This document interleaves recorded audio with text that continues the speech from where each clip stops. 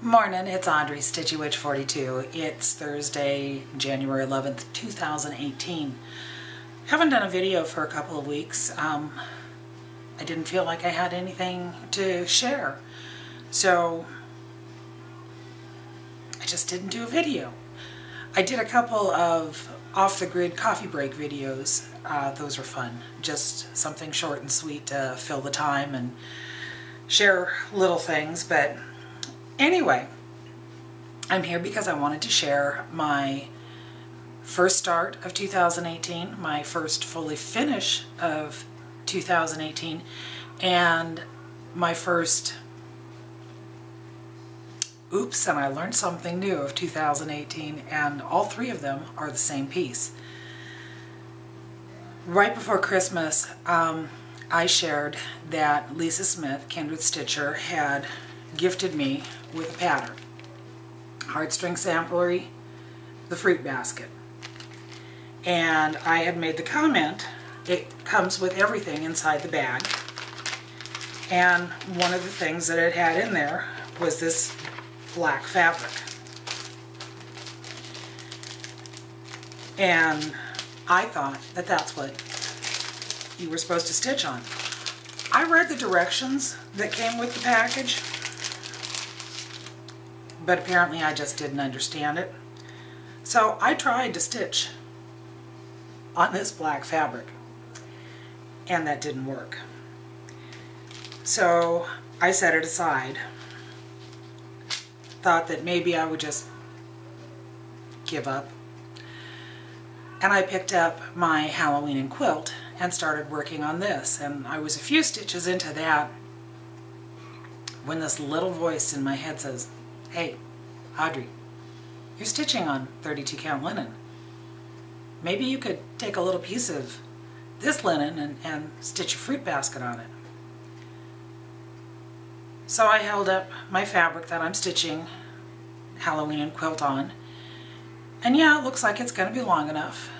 So I cut a corner off. And I started stitching on it, and it was much easier to do. And of course I was using the new magnifying lamp that my husband got me, so it was stitching up good.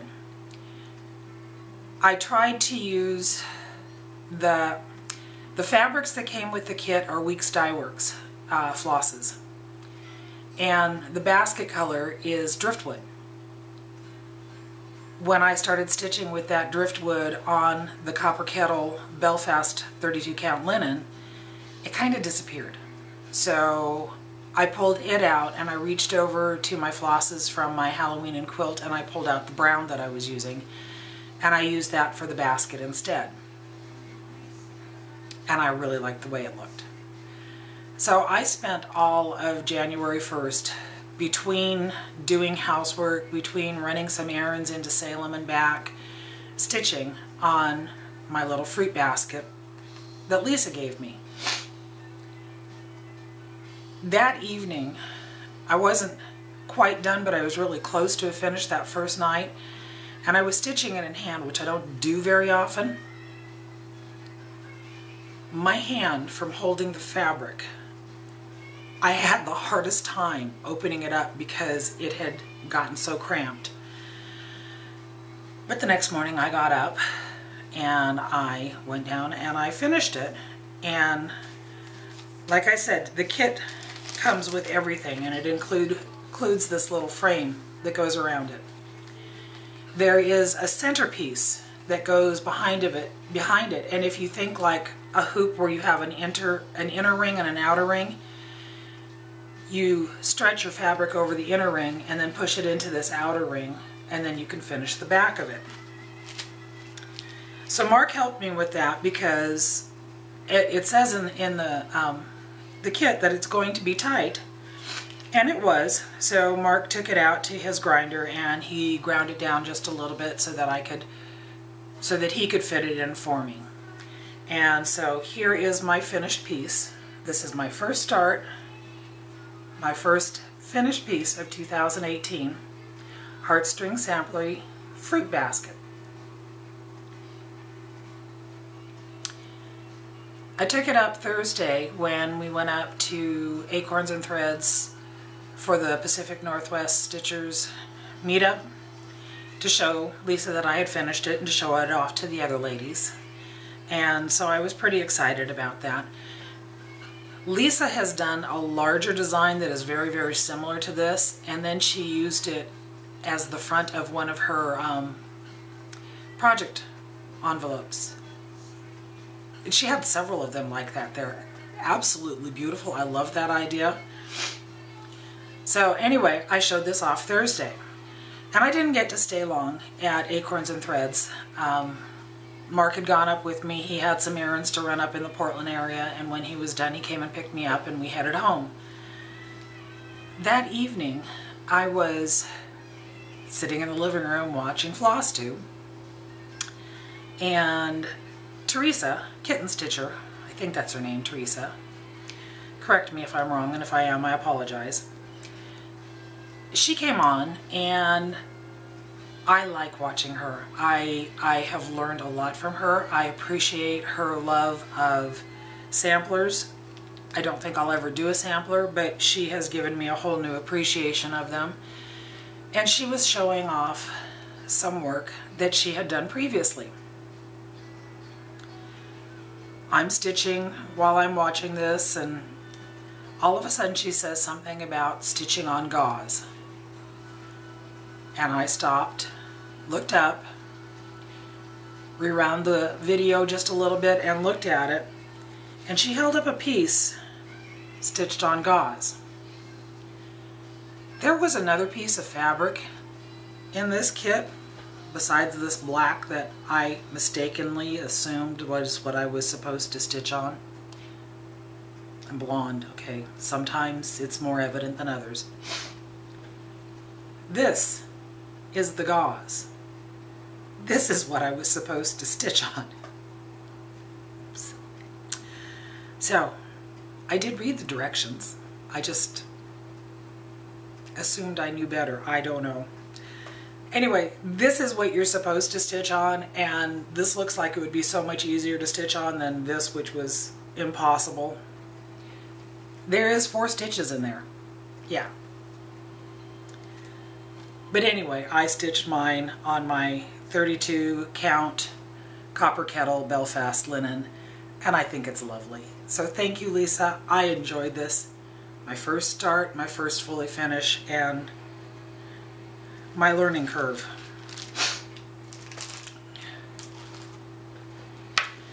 So when I got up to Acorns and Threads on Thursday, like I said, Mark had taken me up. He had some errands to run. He needed to go buy some wood for the bed of his Jeep that he's working on. And I knew I wasn't going to be up there for very long, and I was there maybe an hour and a half, hour, 45 minutes. But when I walked in, a couple people were already there. Joe and Michelle were there, and Darlene Bumgarten was there. She was at our last meetup, and my sister Patty was there. And when I walked in, Darlene asked me if I wanted to have something, and she said that she had seen everybody ordering this pattern, so she ordered it, and when she got it, she realized she was not going to stitch it. She gave me the Good Huswife Book of Spells. So I'm going to be stitching up another witch's book. I'll have my witch's magical book of brews and potions, and I'll have the spell book. This one actually comes with instructions on how to make a book. Might be a little bit easier this time. So we were only, like I said, I was only there maybe an hour and a half, hour and 45 minutes when Mark came back. And when he sent me the text that said that he was there, I asked him to come on in, and he got to meet the ladies that were there, and they got to meet the maker of my Hobbit door. And then we headed home. It's an kind of day. So this last week, like I said, I didn't do a video, but I have been stitching on all 3 of my projects. I got my Alphonse Mucha down from the library, and I put in a lot of stitches on her, and I'm really happy with the progress that I've made on her. I'm probably going to get some more done on her this weekend. But she's too big and she's on her stand to bring her in and show her off right now. So I will post a picture of where I'm at on Instagram if anybody wants to check that out. Again, I'm StitchyWitch42 on Instagram as well as here. And then I was working on my Halloween and quilt. This is the pattern. I love this piece.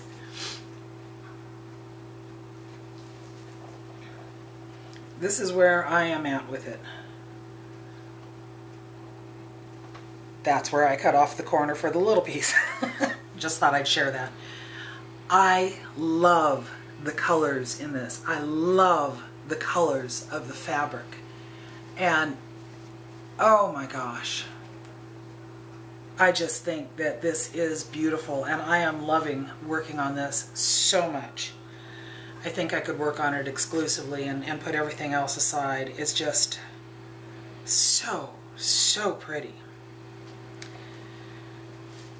So I have been working on that as well as my Alphonse Mucha.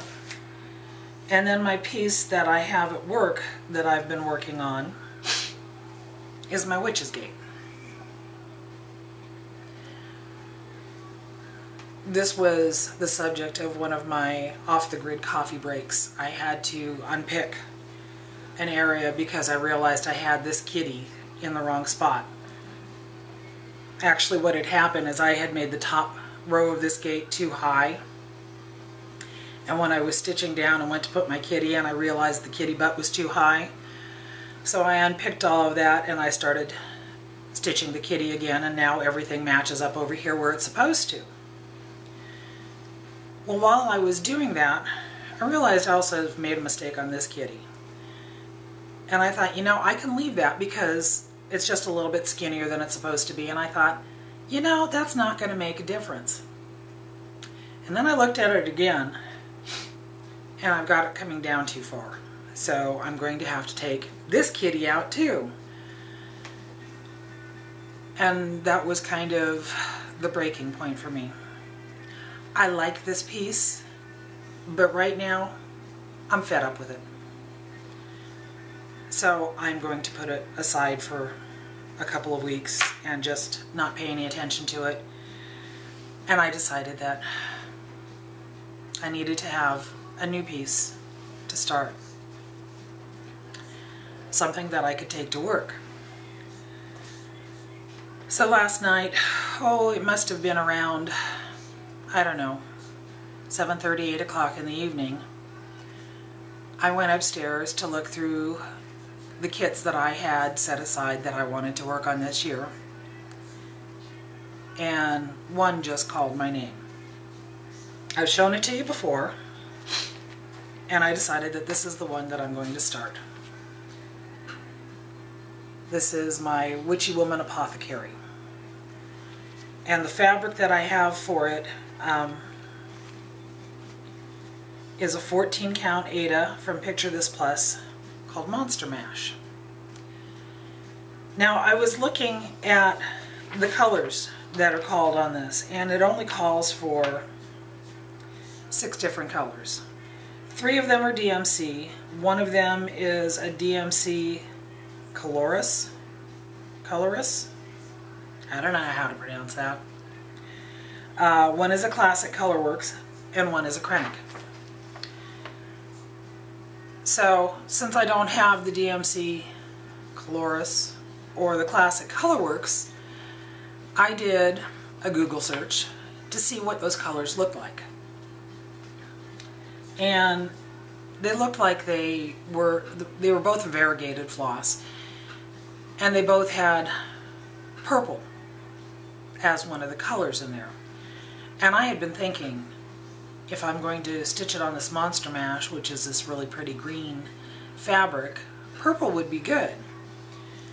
So I went upstairs and I went through my flosses. And then I realized I had a purple downstairs that I'm using for my Alphonse Mucha, and I went and checked it out. And I decided that yes, instead of using the Canadian Nights, which is the DMC Colorist color, I was going to use this one, 154, the dark grape purple. I like that. And in replacement of the classic Colorworks Rainy Day, I decided that I was going to blend two colors together. So I went and grabbed 915, and I'm using one strand of it and one strand of the 154, and I'm blending and making my own colors. And this is what I've got done. This is from last night.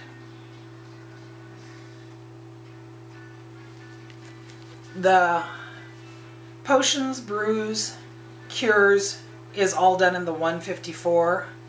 The words at the bottom, what cures you, what haunts you, is where I've used the two colors together, the 915 and the 154. I don't have the Krennic, and so I called Acorns and Threads today, and unfortunately they don't have it. So I went to 123 Stitch and I ordered it, and I should have it in a couple of days, but since that's for the skull that goes in the center, I can stitch everything around that and have it work just fine.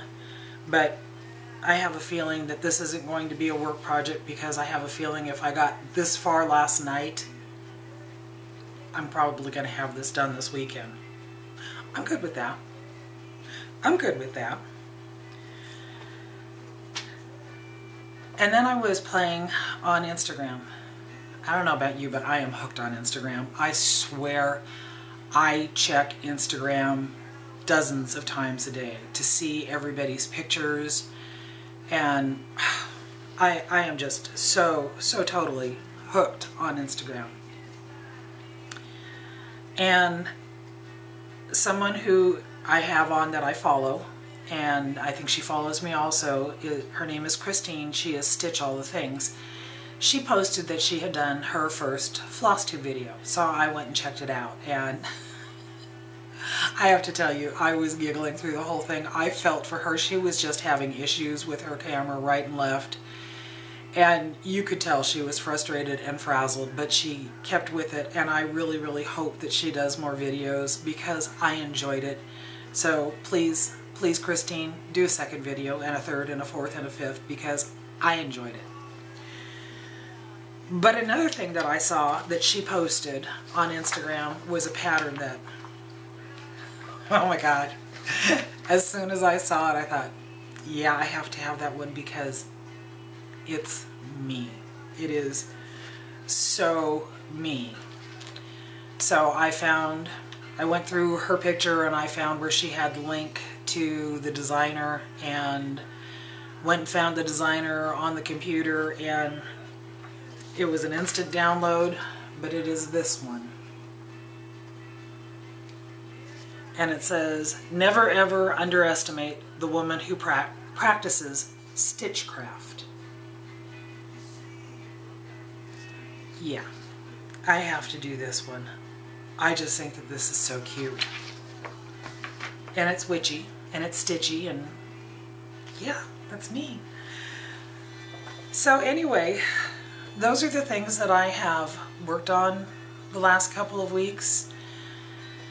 It's been rainy here. The wind is blowing like crazy outside. I'm watching the neighbor's hummingbird feeder. It's doing this. So the hummingbirds are not out today because it's just a little bit too windy for them. I've done a couple of off-the-grid coffee breaks. I hope that you've had a chance to check them out.